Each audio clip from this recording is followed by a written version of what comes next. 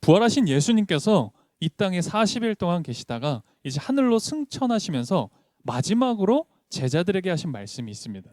혹시 여러분 그것 기억하세요? 사도행전 1장 8절의 말씀이 바로 그것이었는데요. 사도행전 1장 8절 같이 한번 볼까요? 이 사도행전 1장 8절은 세번역 말고요. 개역개정으로 보려고 조금 앞에 화면을 띄웠습니다. 개역개정이 저도 사실은 조금 더 익숙해요. 사실은 우리 예수님께서 어떤 마지막 말씀을 하셨는지 한번 같이 읽어보겠습니다. 오직 성령이 너에게 임하시면 권능을 받고 예루살렘과 온 유대와 사마리아와 땅끝까지 이르러 내 증인이 되리라 하시니라. 아멘. 소위 이 사도행전 1장 8절은 지상 최대 명령이라고 불리는 대목입니다. 예수라는 복음을 전하는 건요, 우리에게 있어서 선택사항이 아닙니다. 우리가 그리스도인이라고 자처하고 있다면, 그렇게 믿고 있다면 이 복음을 전하는 증인으로서의 삶은, 이 사명은 우리 모두에게 있습니다. 우리는 그 증인으로서의 삶을 이렇게 표현합니다. 전도라고요. 우리 전도한다, 전도해야 한다라고 합니다. 그런데 여러분 표정 보면 제가 다 알아요. 전도 듣기만 해도 어려워요. 그렇죠? 전도 자신이 없는 그런 부분처럼 느껴집니다. 이 기독교의 공신력이 다 실추되어 버린 우리 오늘날 이 시대에서 복음을 전한다. 우리 교회 한번 와볼래? 라고 이야기한다는 게 굉장히 부담스럽다는 거 저도 잘 알고 있습니다. 한 번은 아내랑 저랑 이제 길을 지나가는데 누가 이렇게 전도지를 주시는 거예요. 전도지를 주시는데 제가 안 받았습니다. 이렇게 피하게 되는 거예요. 목사인 저도요, 전도지를 받는데 교회 나오세요 이렇게 얘기를 하는데 피하게 되더라고요. 전도라는 게 참 어렵구나. 그리고 복음을 전한다는 게 이렇구나. 기독교에 대한 공신력과 그 냉소적인 마음을 가진 분들이 계신데 그런데 그런 마음이 어떤 거겠구나 생각하게 되더라고요. 그런데요, 우리가 먼저 이 복음을 전한다는 게 뭔지를 알 필요가 있습니다. 복음을 전한다는 게 어떤 기독교의 교리를 설파하거나 혹은 우리 교회가 좋다라는 그 교회를 홍보하고 선전하는 게 아니라는 거예요. 그게 복음 전도가 아니죠. 예수님이 제자들에게 하셨던 말씀을 생각해 볼 필요가 있습니다. 예수님께서는 제자들에게 뭐라고 하셨죠? 주로 어떻게 살아야 되느냐, 이렇게 살아야 한다라는 얘기를 하셨죠. 주로 태도에 대한 이야기를 하셨습니다. 낮아져라, 섬겨야 한다, 서로 사랑해라, 원수까지도 사랑해야 되는 거다, 평화를 전해라, 이렇게 살아가는 이야기, 삶의 태도에 대한 이야기를 하셨죠.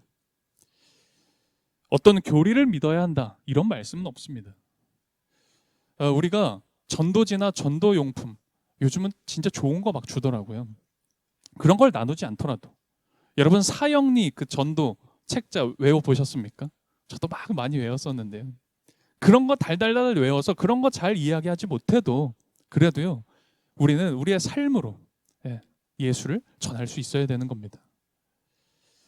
우리 복음을 납작하게 만들지 않도록 주의해야 됩니다. 기독교의 복음이 뭔지, 정말 이 복음이라는 게 어떤 것인지를 입체적으로 복원할 수 있어야 하는 것이죠.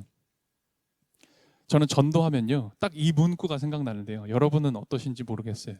예수천당, 불신지옥. 아직도 가끔씩 보입니다. 또 그렇게 얘기하시는 분들도 계세요. 예수 믿고 물질 축복 많이 받으세요. 예수 믿고 구원받고 복 많이 받으세요. 이런 이야기들이 사실 틀린 이야기는 아니죠. 틀린 말은 절대 아닙니다. 하지만 이런 아주 단편적인 이런 납작한 이야기들이 이 복음을 아주 협소하게, 그리고 이런 표현이 맞을지 모르겠지만 굉장히 천박하게 만드는 그런 명제들이죠. 수단과 방법을 잘 우리 분별해야 됩니다. 뿐만 아니라 복음의 목적이 무엇인지도 잊지 말아야 되죠. 오늘 본문을 보게 되면 이런 복음을 전하는 전도가 참 어렵잖아요. 우리 성경을 봐도 그런데요. 이 복음을 전하는 열심히 고군분투했던 한 사람이 나옵니다. 이 한복판에서 이 바울이라는 사람이 나오는데요. 오늘 이 바울이 어떤 마음가짐을 가지고 하나님의 복음을 전했는지를 볼 수 있게 됩니다. 이 바울이라는 사람이 어떤 사람이에요? 이 신약 성경에 그리고 우리 신약 이 역사에 한 획을 그은 사람 아닙니까? 유대인에게 머물러 있던 이 복음을 이방인에게까지 확장시킨 그런 위대한 전도자가 바로 바울이죠. 어떻게 이 바울은 그런 위대한 사역, 사명을 감당했을까? 어떻게 그런 위대한 신앙을 가지고 있었을까? 조금은 섣부르기도 하고 아주 쉬운 답변을 내놓자면 이 바울은 변증가로서의 삶을 살았기 때문입니다. 그 변증할 수밖에 없었던 지리멸렬한 삶을 살아갔던 게 바울이었거든요. 아마 이게 무슨 말이냐 하실 것 같은데요. 바울은 예수님의 12제자가 아니었습니다. 네. 예수님과 함께한 12제자가 아니었어요. 예수님과 함께한 12제자가 12사도로 불림 받았는데요. 바울은 12사도에 들어가는 사람이 아니었습니다. 예수님을 만나본 적도 없고요. 예수님과 한번 대화해 본 적도 없는 게 사도 바울이었죠. 그런데 우리가 사도 바울이라고 칭합니다. 물론 우리도 알죠. 사도행전 9장에서 이 바울이 예수님을 만나게 되잖아요. 그래서 사울이 바울이 됩니다. 그도 예수님을 만나는데요. 그건 이 바울의 고백일 뿐인 거죠. 그래서 바울이 뭐라고요? 스스로 자신을 사도라고 칭합니다. 그러니까 우리가 사도 바울 하는데요. 사실 이 사도 바울은 자칭 사도였던 거예요. 남들이 그렇게 불러줬던 게 아니라 자신이 그렇게 호칭을 했었죠. 그러다 보니 이 바울이요, 자기 자신을 증명하는데 한평생을 살아갑니다. 사람들이 비방해요. 너 사도 아니잖아. 너는 사도는 아니잖아 라고 하는데 자신이 사도가 맞다라고 그렇게 증명하면서 자신이 가진 신앙과 하나님과 교회에 대해서 그렇게 해명하는 삶을 일평생 살아오게 됩니다. 그랬던 바울이 지금 복음을 전하고 있었던 거예요. 그런 바울이 어떤 마음가짐으로 하나님을 전하고 있었을까? 오늘 그 대목을 좀 눈여겨보았으면 좋겠습니다.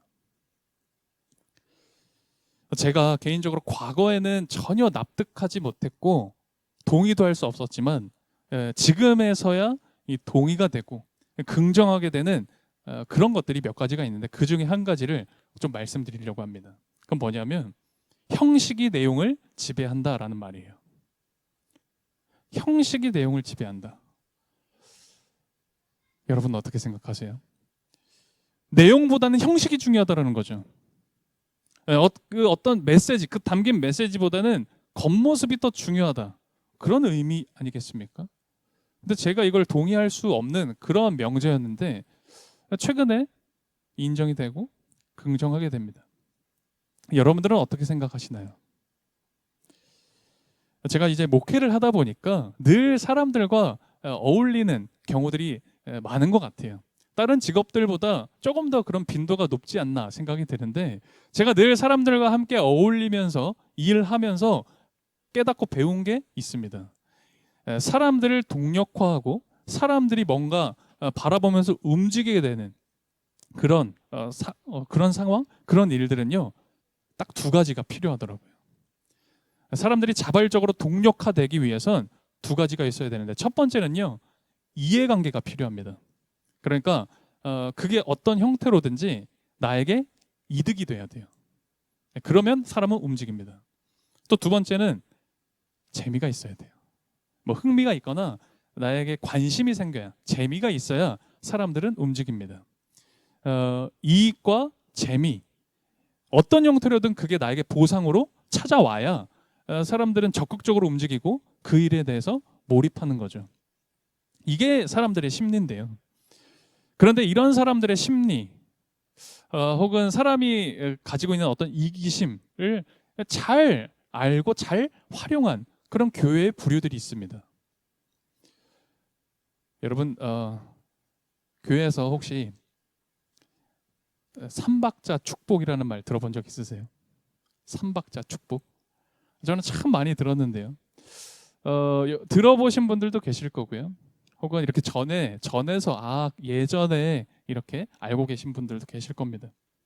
삼박자 축복은 뭐냐면 예수 믿으면 복 받고 영혼이 잘 되고 범사가 형통해진다는 그런 전도 문구였습니다. 삼박자 축복을 받는다. 우리가 예수님 믿으면. 이런 얘기 많이 들었습니다. 그렇게 전도를 해서요. 이렇게 숫자가 커진, 숫자가 부흥한 교회들이 있죠. 대표적으로 여의도에 있습니다. 우리나라에서 제일 크고 전 세계에서 제일 크다고 하는 그 여의도에 있는 그 교회 말이에요. 그 교회는 이 삼박자 축복 문구로 전도해서 교세가 커졌다. 그렇게들 표현하죠. 그런데 어쩌면 바울도 이렇게 사람들에게 복음을 전했던 건 아닐까? 바울도 예수 믿으면 잘 돼. 예수 믿으면 축복도 받는 거야. 라고 그렇게 전도하진 않았을까라고 생각하는 건 너무 억측일까요? 바울을 제가 너무 비하하는 걸까요? 바울은 분명히 사람들에게 눈높이 전략을 가지고 복음을 전했습니다. 율법을 잘 모르는 사람들이 있었거든요. 그러면 나도 율법을 모르는 사람처럼 사람들에게 갔습니다. 믿음이 연약한 사람들도 있거든요. 믿음이 없는 사람들이 있잖아요. 그러면 자기 자신도 믿음이 없는 사람처럼 그렇게 복음을 전했다고요. 왜요? 한 사람이라도 더 구원받게 하려고, 한 사람이라도 더 복음을 알게 하기 위해서 바울은 자기 자신을 그렇게 낮췄던 거죠. 그런데 오늘날에는 더 이상 이런 삼박자 축복 같은 이런 천박한 논리가 통하지 않는 시대입니다. 예수 믿으면 복 받게 된다. 그런 어떤 번영 신앙이 이제 사람들은 허구라는 걸 너무나 잘 알거든요. 그러면 오늘날 우리 이 시대에는 어떻게 복음을 전해야 될까요? 제가 이 노방 전도를 하지 말아야 한국 교회가 산다 이런 얘기까지 하는데 그럼 도대체 우리는 어떻게 복음을 전해야 하는 겁니까? 먼저 오늘날의 시대의 특징을 좀 우리가 좀 생각하고 고민해 볼 필요가 있습니다. 이 시대의 특징을 이야기하자면 진짜 다양하고 복합적인 것 같을 텐데 그중에 저는 딱 한 가지로 좀 요약을 해보고 싶은데요. 그건 가상과 현실이 혼재되어 있다라는 거예요. 가상과 현실이 혼재되어 있다. 존 버거라는 분이 다른 방식으로 보기라는 책에서 오늘날 시대의 특징을 이렇게 좀 설명하더라고요. 제가 읽어드릴게요. 한번 잘 보세요. 실제마저 허구라 의심하거나 허구마저 실제라고 믿는 척하며 실제의 실제성과 허구의 허구성에 대한 판단을 유희적으로 유보하는 것. 어려워. 말이 좀 어렵죠. 저도 보면서 몇 번을 읽었는지 모르겠어요. 오늘날 시대 특징 중에 하나가 이거래요. 이 실제와 허구가 뒤섞여 있다라는, 사실과 허구가 뒤섞여 있다는 그런 말을 하는 건데요. 저는 이렇게 좀 이해했어요. 한번 제가 이해한 대로 좀 설명을 해볼게요. 오늘날은요, 글자나 어떤 언어보다는요, 이미지라든지 눈에 보이는 이미지나 비언어적인 표현이 더 사람들이 주목하게 됩니다. 그렇다고 저는 느껴져요. 왜냐하면 SNS라든지 이런 온라인이라고 해야 될까요? 거기서 저마다의 생각을 나타내는데 그 방식이 사실은 굉장히 철저하게 유의적입니다. 굉장히 유의적인 표현들이 많아요. 그리고 밈, 이런 얘기 많이 하죠. 얼마나 많은지 모르겠어요. 예전에는 몇 개가 그렇게 유행하는 짤이다, 밈이다 했는데 요즘은 엄청나게 많더라고요. 요즘 뭐가 유행이에요? 막 떠오르는 게 있으시죠? 그런데요, 이런 짤이나 밈 같은 게 우리들에게 깊숙하게 또 아주 강력하게 자리 잡고 있습니다. 사실과 허구가 뒤섞여 있다, 우리 삶에 뒤섞여 있다라는 게 아마 그런 것인가라는 생각을 하실 텐데요. 저는 요즘 참 많이 느끼거든요. 특별히 AI 시대가 되고 나서부터는 이게 사실인지 허구인지 분별해야 되는 시간이 많아지더라고요. 얼마 전에 빌 게이츠가 우리나라에 왔습니다. 아마 뉴스 보셔서 아실 거고요. 또 유퀴즈도 나왔더라고요. 유퀴즈 보셨으면 또 아실 텐데요. 여러분 혹시 그거 보셨어요? 빌 게이츠가 쇼미더머니 지원한 거 보셨어요? 지금 쇼미더머니 새롭게 하거든요. 지원받고 있어요. 혹시 보셨어요? 저 너무 놀라가지고 랩을 이렇게 잘하는지 처음 알았어요. 한번 볼까요? 저 이거 보고 되게 놀랐어요. 처음에 뭐야? 진짜야? 했는데 진짜는 아니었더라고요. 막 이렇게 스티브 잡스 있는 거 보고 가짜인 거 알고 까니에 와 있고 트럼프가 더 있길래 근데 너무 진짜 같더라고요. 막 웃었어요. 보고 막 웃었는데 야 이렇게 손쉽게 허구를 사실처럼 만들어낼 수 있는 시대가 됐구나. 그런 거 참 저는 많이 느끼는 것 같아요. 제가 수요 시심에 올리는 성화들이 좀 있죠. 그런 성화들을 이제 찾아보려고 주중에 이렇게 예술 작품도 검색해보고 성경 말씀이 있는 그런 예술 작품들을 종종 찾아보는데요. 그러다가 최근 저를 아주 당혹시킨 그런 예술가가 한 명 있습니다. 즈비그뉴 리베라라는 어떤 폴란드 예술가인데요. 이분이 좀 논란의 여지가 있는 예술 작품을 이렇게 많이 만드셨더라고요. 제가 첫 번째로 봤었던 건 아우슈비츠 수용소. 세계 2차 대전이 있어서 그때 유대인 학살이 있었던 굉장히 잔인하고 무서웠던 그런 아우슈비츠 수용소를 레고로 제작한 그런 예술 작품을 이렇게 내놓은 거예요. 전시를 한 거예요. 그래서 상당히 논란이 많이 된 겁니다. 그래서 그걸 이제 좀 봤어요. 이렇게 하는 게 예술인가? 예술을 제가 잘 몰라서 그런지 그렇구나라고 했는데 제가 진짜 충격을 받았던 건 한 사진을 보고 충격을 많이 받았어요. 닉 우트라는 종군 기자가 찍었던 1972년 베트남 전쟁의 공포라는 사진이 있습니다. 사진을 좀 띄워주시면요. 아마 보신 분들도 계실 거예요. 이 기자가 이 사진을 찍었습니다. 실제로 베트남 전쟁 때 지금 한 소녀가 벌거벗고 막 이렇게 가고 있잖아요. 이게 뭐냐면 네이팜탄이라고 미사일 같은 거, 그러니까 폭탄을 맞고 전신에 화상을 입어가지고 뛰어가는 그런 장면입니다. 그러니까 굉장히 전쟁의 무서운 어떤 실상이나 그 잔인함, 굉장히 비극적인 상황이 딱 그 사진에 담긴 거예요. 기사에, 신문 기사에. 그래서 이 실상이 많이 알려지게 되었고 미국이 굉장히 비난을 많이 받게 됐죠. 실제로 지금 여기 이제 가운데 서 있는 이 화상을 입은 소녀는 지금도 어른이 돼서 그 모습을 이렇게 뉴스나 다큐멘터리에 보여주기도 하더라고요. 그런데 이 리베라라는 이 폴란드 예술가가 이 사진을 2003년도에 사용해서요. 네팔이라는 한 사진을 전시합니다. 굉장히 논란이 됐는데요. 이런 사진입니다. 아까 본 그 베트남 전쟁의 그 사진과 구도도 비슷하고요. 공포스러운 어떤 분위기나 몸짓은 굉장히 유사한데 사람들이 하나같이 다 웃고 있습니다.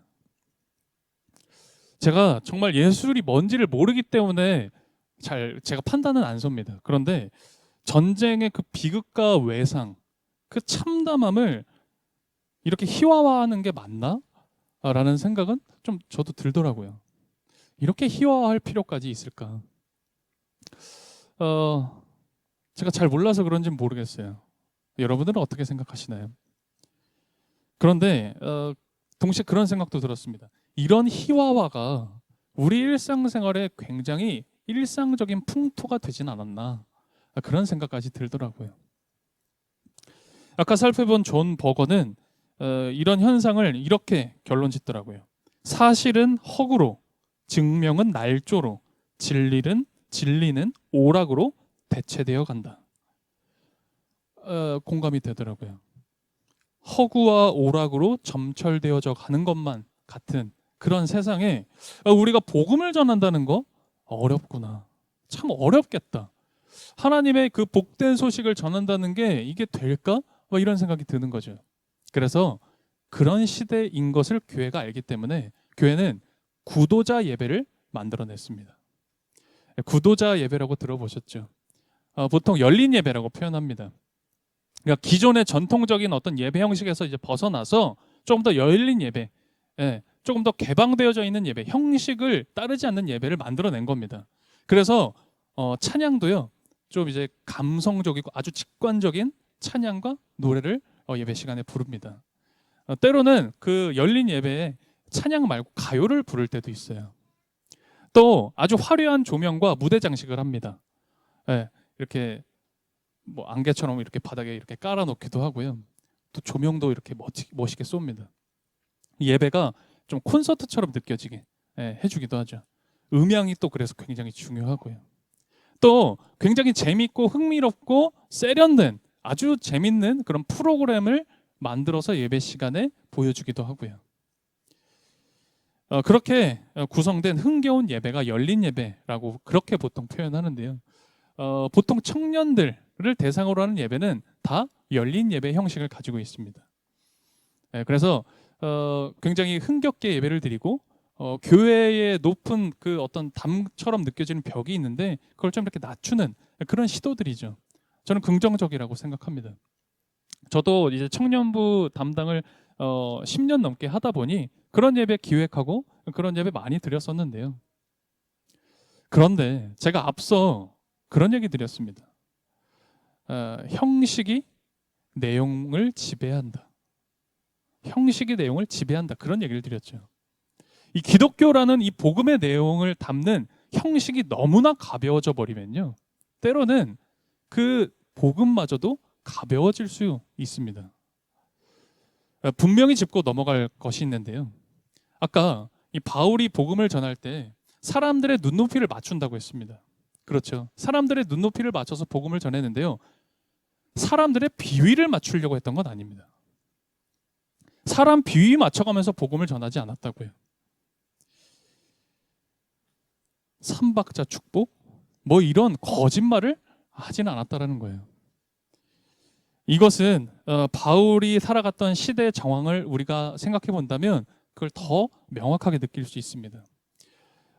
바울이 살던 시대는 로마가 지배하던 시대, 로마 왕이 황제, 신으로 불리던 시대였습니다.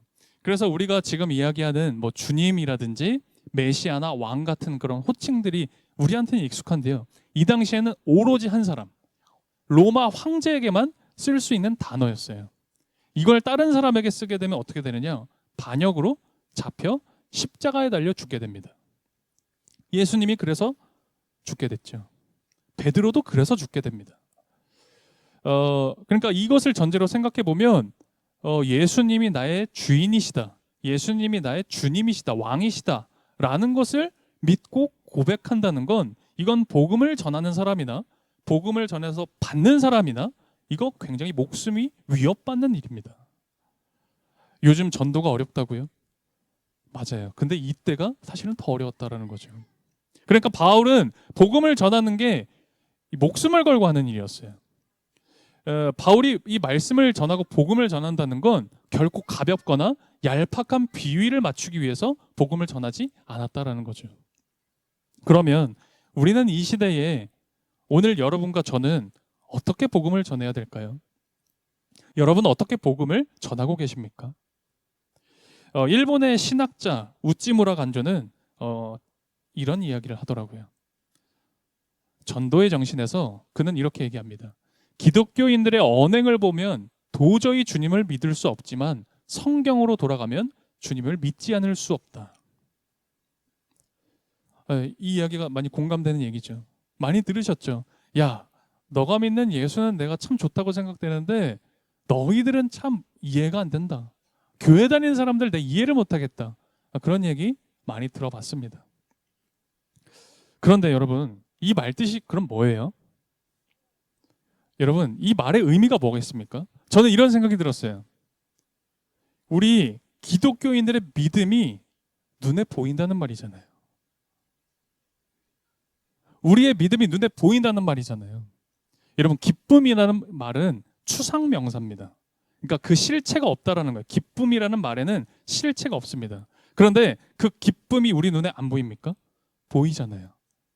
기쁨은 눈에 보입니다. 사람 마음속에 기쁨이 있잖아요. 그러면 그 사람이 어떤 형태로든 그 기쁨을 드러내거든요. 그래서 기쁨은 추상명사이지만 눈에 보입니다. 믿음도 마찬가지예요. 믿음도 추상명사입니다. 그런데 믿음은 반드시 눈에 보입니다. 오늘 우리가 읽은 이 사도행전 본문, 복음을 전하고 있는 그 바울의 모습, 줄곧 복음을 전했다라는 그 바울의 모습은 바울 대단하네. 정말 그 열정이 대단하네. 다 어디 유럽 전역을 돌아다니면서 그렇게 복음을 전했구나. 돌에 맞아가면서까지 복음을 전했구나. 그 내용을 이야기하는 게 아니라 바울의 믿음의 모습을 우리는 볼 수 있는 거죠. 그가 믿음을 가지고 있었기 때문에 그 믿음이 눈에 보였던 겁니다. 하나님을 만난 사람의 참된 믿음은 어떤 형태로든지 반드시 드러나게 돼 있습니다. 눈에 보이는 거죠. 어쩌면 우리가 전도할 때 가장 힘든 게 이건 것 같아요. 눈에 보인다는 거. 저처럼 계속 교회에만 있는, 교회 다닌 사람들은요, 혹은 오랫동안 여러분들처럼 교회 다니신 분들은 이게 잘 안 보일 수도 있는데요. 근데 교회 막 다니기 시작하셨거나 아직 예수님을 만나지 못한 분들한테는 이게 그렇게 잘 보여요. 아니, 예수님은 그렇게 좋다고 하면서 예수를 따른다고 하는 너희들은 도대체 왜 그러냐? 믿음이 눈에 보이기 때문이죠.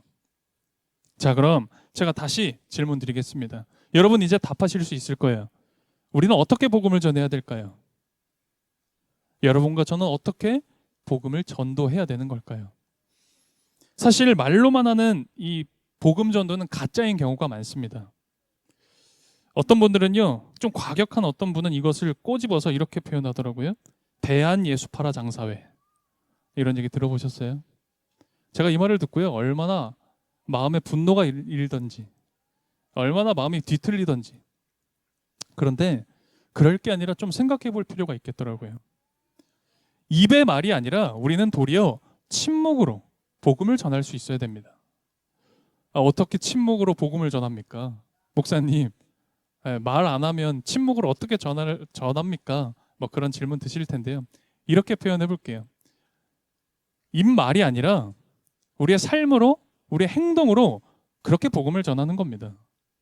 전도는 입으로 하는 게 아닙니다. 여러분 오병이어 사건 기억나시죠?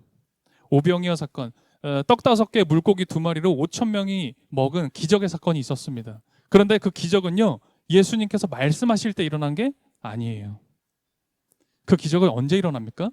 제자들이 그것을 나눠 먹는 행동을 했을 때 그 기적이 실현되었습니다. 오늘 본문도 마찬가지예요. 바울과 바나바가 복음을 전하고 있어요. 입으로만 전했나요? 그렇지 않아요. 그들의 삶으로 그 복음을 전했고 그 복음이 실현되는 걸 우리는 보고 있는 겁니다. 우리가 움켜쥐고 있는 것들이 있는데요, 그것을 내려놓을 때 그때 하나님이 역사하시는 겁니다. 그때 하나님이 내 손을 사용하시는 거예요. 그리고 우리가 하나님의 말씀으로, 이 복음으로 성숙해져 가고 우리 속 사람이 강건해지는 그 모습으로 우리 곁에 있는 사람들에게 증인으로 설 때, 그때 정말 건강한 전도, 건강한 복음이 전해질 수 있는 겁니다. 그리고 바로 그럴 때 우리가 말하는 것에도 힘이 실릴 수 있겠죠. 오늘이 8월 마지막 날이더라고요. 날씨는 가을 같지가 않은데 가을이 되면 교회들마다 현수막들이 걸립니다. 가을 전교인 대부흥회 뭐 이런 것들 있잖아요. 현수막이 걸립니다. 교회 밖에도 걸려 있고 안에도 걸려 있고요. 우리 교회는 그런 게 없죠. 우리 교회는 그런 것을 하지 않습니다. 왜요? 전도 어려우니까 안 합니까? 그런 게 아니에요. 전도는 이벤트가 아니기 때문입니다. 전도는 일회성 행사가 아니기 때문이에요. 전도는 좋은 전도용품을 가지고 하는 게 아니기 때문에 그렇게 하지 않는 겁니다. 복음은 우리의 삶으로 전하는 겁니다. 오직 성령이 너희에게 임하시면 너희가 권능을 받고 온 유대와 사마리아와 땅끝까지 이르러 내 증인이 되리라 하셨던 그 복음의 증인으로서 우리가 살아갔으면 좋겠습니다. 이번 한 주 그렇게 내 삶으로 복음을 전하는 오늘 평화교회가 되기를 간절히 소망합니다. 말씀 기억하며 우리 이 시간 잠시 기도드리겠습니다. 아마 여러분 가운데 주셨던 메시지 그리고 하나님의 음성 있는 줄 압니다. 내게 떠오른 사람이 있을 수도 있고요. 혹은 나의 모습을 돌아보시는 분들도 계시겠죠. 오늘 이 말씀에 반응하며 우리 함께 기도드렸으면 좋겠습니다. 조용히 침묵으로 묵상하며 함께 기도하겠습니다. 주님, 사실은 허구로, 증명은 날조로, 진리는 오락으로 대체되는 세상입니다. 유희, 오락, 재미에 함몰된 채 우리도 역시 그렇게 살아갔는지 모르겠습니다. 거기에 삶의 의미, 진중함, 복음이 들어가는 것이 쉽지 않아 보입니다. 주님, 그럼에도 우리가 복음을 전하기 원합니다. 율법을 모르는 자에게 율법이 없는 사람이 되어 믿음이 약한 사람이 되어 복음을 전했던 바울과 바나바 본받기를 원합니다. 말씀을 따라 우리의 속사람이 강건해지도록 도와주십시오. 성숙해지는 우리의 삶과 실천으로 내 곁의 이웃들이 주님께 돌아올 수 있도록 우리를 복돋아 주십시오. 사도행전 말씀을 통해 오늘 우리가 함께 드린 이 봉헌을 통해 하나님이 행하시려는 따뜻한 온기를 깨닫고 고통당하는 이들에게 그 은총을 나눌 수 있는 담대한 오늘 평화가 되게 해주십시오. 예수 그리스도의 이름으로 기도드립니다. 아멘.